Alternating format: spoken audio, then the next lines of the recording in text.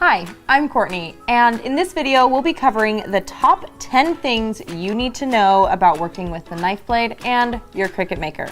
First things first, before you do anything, and I mean anything, you need to calibrate your knife blade. Seriously though, this step is non-negotiable. Calibration is key to make the most accurate and precise cuts possible.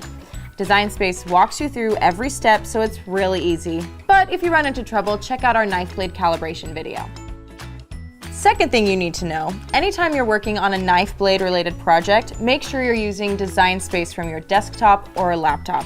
At this time, knife blade projects are not compatible with Design Space on your iOS device or Android device.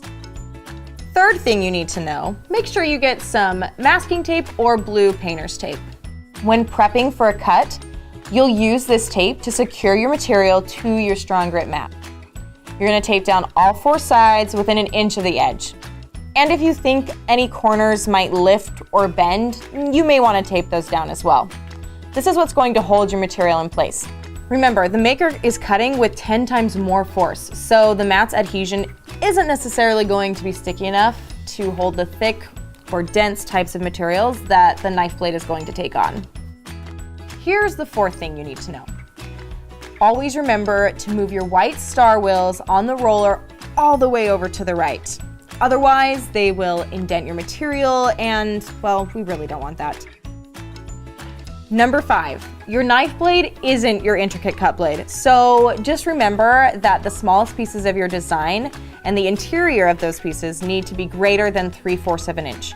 And any line that you have needs to be larger than the diameter of a pencil. Here's why. If they aren't, they may not cut cleanly, and you run the risk of breaking your blade, which would be really sad.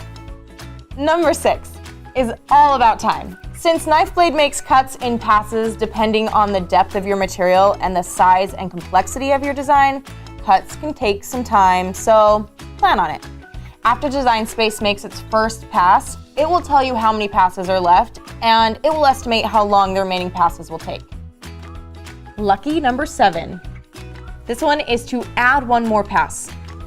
When the Cricut Maker completes a mat, you'll be prompted to check the cuts. So that way, if it hasn't cut all the way through, you can send it through again. The 8th thing you need to know is what we call Project Resume.